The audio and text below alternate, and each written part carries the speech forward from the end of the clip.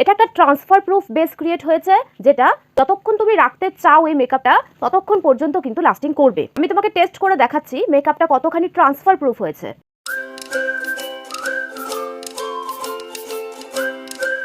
Perfect beauty চ্যানেলে তোমাদের স্বাগত। যারা প্রথমবার আমার ভিডিও দেখছো আর যারা ভিডিও তো দেখো কিন্তু এখনো সাবস্ক্রাইব করোনি, তারা ঝটপট সাবস্ক্রাইব করে দাও এবং নোটিফিকেশন বেলটা অল করে দিও, তাহলে আমি যখনই ভিডিও আপলোড করি তোমরা সেটা জানতে পারবে। ভিডিও টাইটেলে তো দেখেছোই, আজকে আমি ওয়েডিং গেস্ট মেকআপের আরেকটা নতুন লুক নিয়ে এসেছি। তাহলে চলো শুরু করা যাক। মেকআপ করা ছাড়াও যদি মেকআপ সম্পর্কে আরও কিছু জানতে চাও তাহলে ভিডিওটা শেষ পর্যন্ত দেখো। ফেসটা ক্লিন করে এসেছি, এবার আমি টোনার অ্যাপ্লাই করব। আমি একটা কিউকুম্বার টোনার অ্যাপ্লাই করছি, যেহেতু আমার কম্বিনেশন স্কিন সে কারণে আমি টোনার অ্যাপ্লাই করছি। অয়েলি স্কিন এবং কম্বিনেশন স্কিনরা অবশ্যই টোনার অ্যাপ্লাই করবে। ড্রাই স্কিন এবং নর্মাল স্কিনরা তোমরা গোলাপ জল অ্যাপ্লাই করতে পারো। আমি ফার্স্টে টোনারটা অ্যাপ্লাই করে নেব।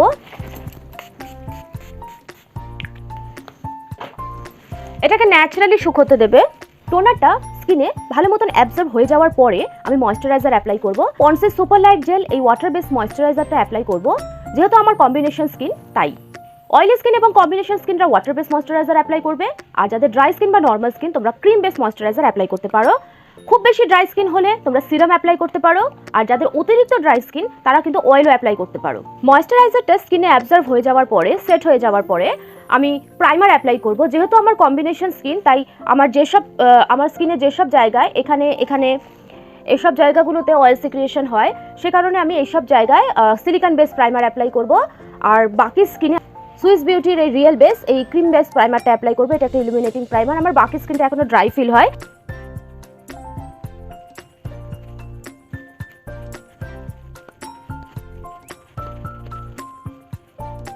প্রাইমার অ্যাপ্লাই করার 1-2 মিনিট পরে আমি নেক্সট স্টেপে যাব, সেটা হলো কালার কারেকশন। যেহেতু আমার স্কিনে ছোট ছোট পিম্পলসের স্পটস আছে, সেই কারণে আমি কালার কারেকশনটা করব। যাদের স্কিনে কোনো রকম প্রবলেম নেই, কোনো রকম স্পট নেই, তাদের কালার কারেকশন করার কোনো দরকার নেই। যেসব জায়গায় আমার ব্রাউন স্পটস আছে, আমার স্কিন টোন থেকে 2 শেড ডার্ক কনসিলার দিয়ে সেই সব জায়গায় আমি স্পটগুলোকে ঢেকে দেবো।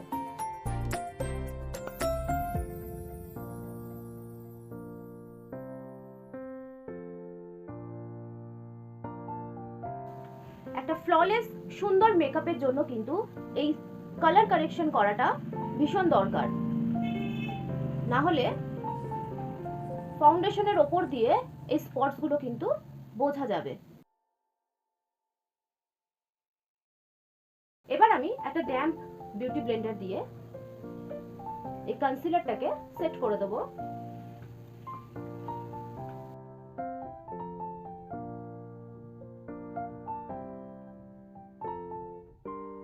যাদের অয়েলি স্কিন, গরমের দিনে তাদের ভীষণ অয়েল সিক্রিয়েশন হয়। যেহেতু এখন গরম প্রায় পড়েই গেছে, অয়েলি স্কিনের ক্ষেত্রে কিন্তু কালার কারেকশনের এই কনসিলারটা অ্যাপ্লাই করার পরে তোমাদের লুজ পাউডার দিয়ে কিন্তু একটা পাউডার সেটিং করতে হবে। এরকম একটা পাউডার ব্রাশ নিয়েছি, খুব সামান্য পরিমাণে লুজ পাউডার নিয়ে এইভাবে পাউডার সেটিং করতে হবে কনসিলারের ওপরে। না হলে যখনই অয়েল সিক্রিয়েশন হবে তখন কিন্তু এই যে কনসিলারের লেয়ারটা আছে সেটা আলাদা হয়ে যাবে, স্কিন থেকে ছেড়ে যাবে। সেই কারণে এইভাবে পাউডার দিয়ে কনসিলারটাকে লক করে দিতে হয়, যাতে বেসটা সেট থাকে। যাদের কম্বিনেশন স্কিন তাদেরও টি জোন এরিয়াতে গরমের দিনে অয়েল সিক্রিয়েশন হয় ভীষণভাবে, তারাও কিন্তু এই প্রসেসেই পাউডার সেটিং করে নেবে। যাদের ড্রাই স্কিন তাদের পাউডার সেটিংটা না করলেও চলবে, যেহেতু পাউডার সেটিংটা মেকআপের লাস্টে করতে হয়। সব লিকুইড প্রোডাক্ট অ্যাপ্লাই করার পরে পাউডার প্রোডাক্ট অ্যাপ্লাই করতে হয়। কিন্তু অয়েলি স্কিন এবং কম্বিনেশন স্কিন, মানে যাদেরই স্কিনে অয়েল সিক্রিয়েশন খুব বেশি হয়, তাদের কিন্তু কালার কারেকশনের পরে এভাবে একটা হালকা করে লুজ পাউডার দিয়ে লক করে দিতে হয় কনসিলারটাকে। ফাউন্ডেশনটা অ্যাপ্লাই করব। যেহেতু আমি একটা ওয়েডিং গেস্ট মেকআপ লুক করছি, সেটা বাড়ির দাদা দিদিদের বিয়েও হতে পারে বা বন্ধু বা আত্মীয়দের কারোর বিয়েও হতে পারে। বিয়ে বাড়িতে যেহেতু একটা লং লাস্টিং মেকআপ দরকার হয়, যেটা অনেকক্ষণ ধরে টিকে থাকবে, মেকআপটা নষ্ট হবে না, সেরকম একটা মেকআপ দরকার হয়। সেই কারণে আমি এখানে মেবেলিন সুপার স্টে এই ফাউন্ডেশনটা অ্যাপ্লাই করছি। এই ফাউন্ডেশনটা লং লাস্টিং ফাউন্ডেশন। এটা ক্লেম করে যে এটা 30 ঘন্টা পর্যন্ত স্টে করবে। 30 ঘন্টা পর্যন্ত এই ফাউন্ডেশনটা নষ্ট হবে না, মেকআপটাকে খারাপ করবে না। লং লাস্টিং মেকআপের জন্য কিন্তু শুধু ফাউন্ডেশনটার উপরে ডিপেন্ড করলে হয় না, তোমাকে মেকআপের আগে যে স্কিন প্রিপারেশনটা আছে সেটা কিন্তু খুব ভালো করে করতে হবে। যখনই ফাউন্ডেশন অ্যাপ্লাই করবে, বটলটাকে খুব ভালো করে শেক করে নেবে। আমি এখানে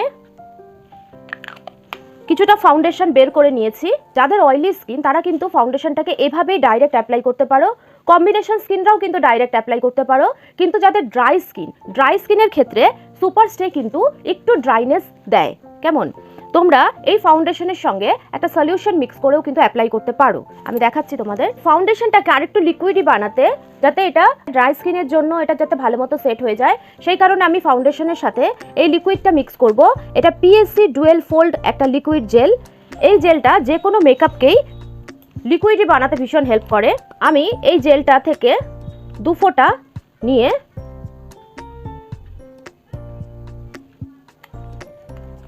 ফাউন্ডেশনের সঙ্গে মিক্স করে দেব। আমি হাত দিয়ে বুঝতে পারছি এটা কতটা স্মুথ হয়ে গেছে। ফেসের মাঝখান থেকে স্টার্ট করব।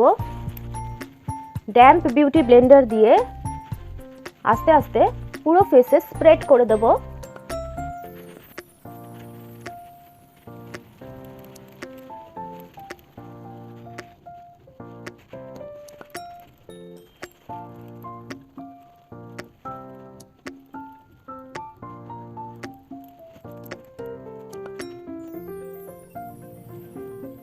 ফাউন্ডেশনটা খুব সুন্দরভাবে ব্লেন্ড হয়ে গেছে। যেহেতু আমি একটা ফুল কভারেজ মেকআপ লুক ক্রিয়েট করছি, সেই কারণে আমি ফাউন্ডেশনের পাতলা করে 2টো লেয়ার অ্যাপ্লাই করেছি। এবার আমি কনসিলারটা অ্যাপ্লাই করে নেব। এখানে আমি সুইস বিউটির কনসিলারই অ্যাপ্লাই করছি। দেখো আমি কোথায় কোথায় হাইলাইটটা করেছি। অনেকে এই পার্টটাতে কনসিলার অ্যাপ্লাই করে না, শুধু চোখের নিচটায় করে। আমি এই পার্টটাতে করি কারণ আমার মনে হয় যে এই জায়গাটা হাইলাইট হলে ফেসটা আরেকটু বেশি ব্রাইট লাগে দেখতে। ফেসের মাঝখানটা হাইলাইট হলে ফেসটা দেখতে বেশি ব্রাইট লাগে। এবার আমি ড্যাম্প বিউটি ব্লেন্ডারটা দিয়েই কনসিলারটাকে ব্লেন্ড করব। যদি কনসিলারের কভারেজ কম চাও তাহলে কনসিলারটা অ্যাপ্লাই করার সাথে সাথে ব্লেন্ড করা স্টার্ট করবে। যদি মনে করো কনসিলারের কভারেজটা আমি আরেকটু বেশি চাই, তাহলে 3-4 সেকেন্ড ওয়েট করে তারপরে ব্লেন্ড করা স্টার্ট করবে। কেমন? অনেকের চোখের নিচে অনেক বেশি ক্রিজ থাকে, অনেক বেশি লাইন্স থাকে, সেখানে কনসিলারটা কিন্তু সেই লাইন্সের মধ্যে জমে যায়। সেক্ষেত্রে সেটাকে কিভাবে ব্লেন্ড করবে? বিউটি ব্লেন্ডারে যে এই পাতলা দিকটা থাকে, যে টিপটা থাকে, সেটা দিয়ে কিন্তু চোখের নিচে ব্লেন্ডিংটা করতে হয়। স্ট্রেচ করার চেষ্টা করবে ওপরের দিকে তাকিয়ে, এবং এইভাবে ফেসটাকে স্ট্রেচ করার চেষ্টা করবে। এইভাবে স্ট্রেচ করে চোখের নিচের ব্লেন্ডিংটা করতে হয় এবং ঝটপট পাউডার সেটিং করে নিতে হয়। কনসিলারটা ব্লেন্ড করা হয়ে গেলে আমি একবার ফিক্সারটা স্প্রে করব। ফিক্সারটা ভালো মতো ড্রাই হয়ে যাওয়ার পরে পাউডার সেটিংটা করে নেব। ইনসাইডের এইচডি লুজ পাউডার দিয়ে আমি পাউডার সেটিংটা করব। ফুল ফেসে আমি এইভাবে পাউডার সেটিং করে নেব। অয়েলি স্কিনের ক্ষেত্রে পাউডার সেটিং কিভাবে করবে এবং ড্রাই স্কিনের ক্ষেত্রে এই পাউডার সেটিংটা কিভাবে করবে আমি সেটা বলে দিচ্ছি। যাদের অয়েলি স্কিন তারা এরকম পফ দিয়ে পাউডারটা তুলে, পফের মধ্যে এইভাবে পাউডারটা তুলে এইভাবে চেপে চেপে পাউডার সেটিংটা করে নেবে পুরো ফেসে। আর যাদের ড্রাই স্কিন তারা ব্রাশ দিয়ে খুব সামান্য পরিমাণ পাউডার নিয়ে এইভাবে পাউডার সেটিংটা করবে। ড্রাই স্কিন বা নর্মাল স্কিন যাদের, পাউডারের কোয়ান্টিটিটা ভীষণ কম নেবে। ফুল ফেসে পাউডার সেটিংয়ের পরে একটা পাউডার ব্রাশ দিয়ে এক্সট্রা যে পাউডারগুলো ওপরে আছে সেগুলোকে এইভাবে ঝেড়ে ফেলতে হবে। এই পর্যন্ত মেকআপের বেসটা ক্রিয়েট করা হলো। এটা একটা ট্রান্সফার প্রুফ বেস ক্রিয়েট হয়েছে, যেটা অনেকক্ষণ, মানে যতক্ষণ তুমি রাখতে চাও এই মেকআপটা ততক্ষণ পর্যন্ত কিন্তু লাস্টিং করবে। আমি তোমাকে টেস্ট করে দেখাচ্ছি মেকআপটা কতখানি ট্রান্সফার প্রুফ হয়েছে। আমি একটা টিস্যু নিয়েছি, দেখো ক্লিন টিস্যু নিয়েছি। এবার আমি জোরে চাপছি।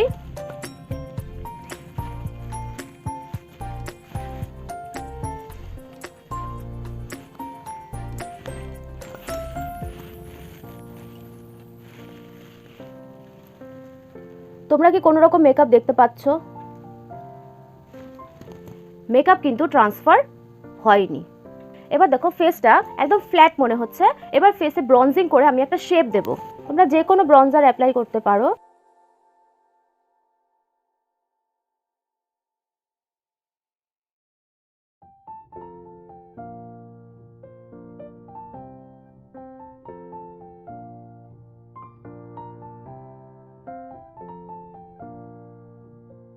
ব্রঞ্জিংটা করে নিয়েছি, এবার আমি আইব্রোটা করে নেব।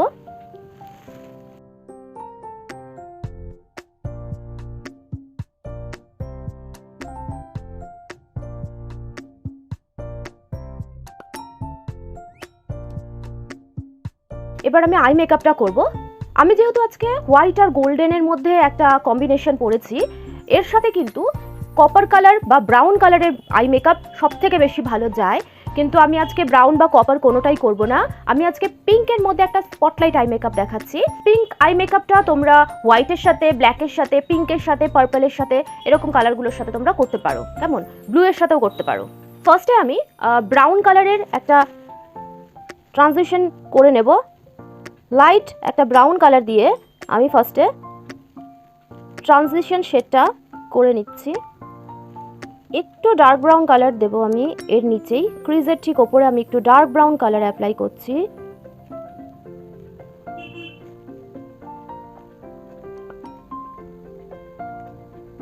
এবার আমি একটা পিঙ্ক শেড নিয়েছি, আমি ক্রিজ লাইনটা পুরো এই পিঙ্ক শেডটা অ্যাপ্লাই করব।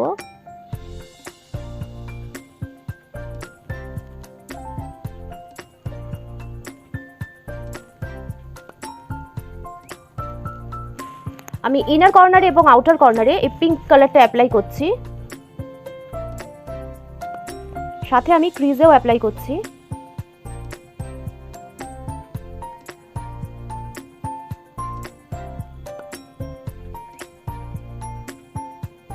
এবার আরেকটু লাইট পিঙ্ক নিচ্ছি, নিয়ে আমি এই ডার্ক পিঙ্কটার সাইডে ব্লেন্ড করব। এবার ব্লেন্ডিং ব্রাশ দিয়ে আমি এটাকে ব্লেন্ড করে দেবো।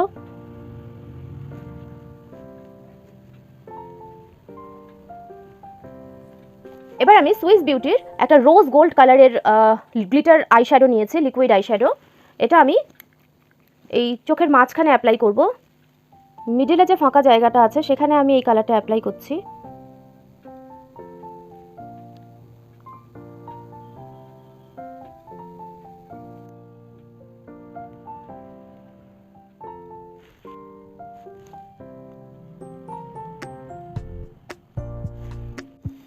চোখের ওপরটা হয়ে গেছে, এবার চোখের নিচটা আমি করে নেব।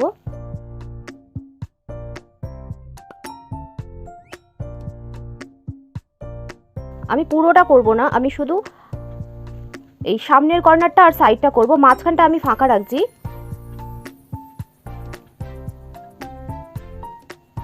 মাঝখানের ফাঁকা জায়গাটায় আমি আবার এই গ্লিটার যে আইশ্যাডোটা আছে এটাই অ্যাপ্লাই করব।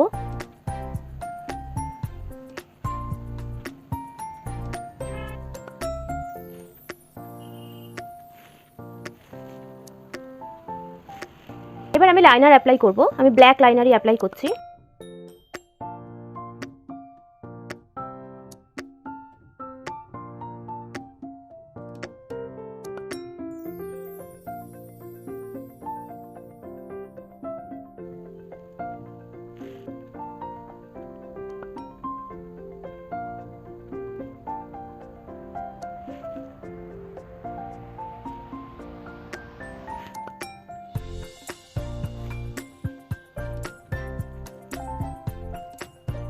আমার আই মেকআপটা কমপ্লিট হয়ে গেছে, এবার আমি কম্প্যাক্টটা দিয়ে চোখের নিচটা একটু ফিনিশিং করে নেব।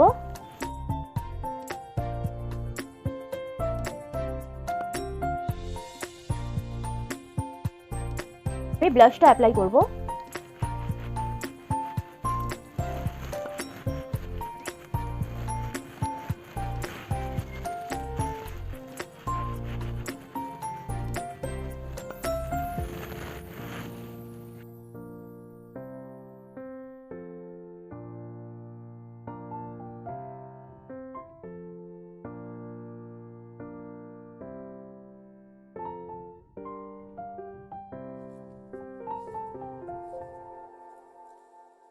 এবার আমি মেকআপ ফিক্সারটা অ্যাপ্লাই করব।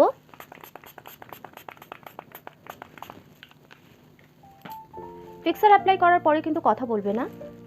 লিপস্টিকটা অ্যাপ্লাই করব। যেহেতু আমি আই মেকআপটা খুব গর্জিয়াস করেছি, সে কারণে আমি লিপস্টিকটাকে ভীষণ লাইট রাখবো। আমি আই মেকআপের সঙ্গে মানানসই একটা পিঙ্ক লিপস্টিক অ্যাপ্লাই করব।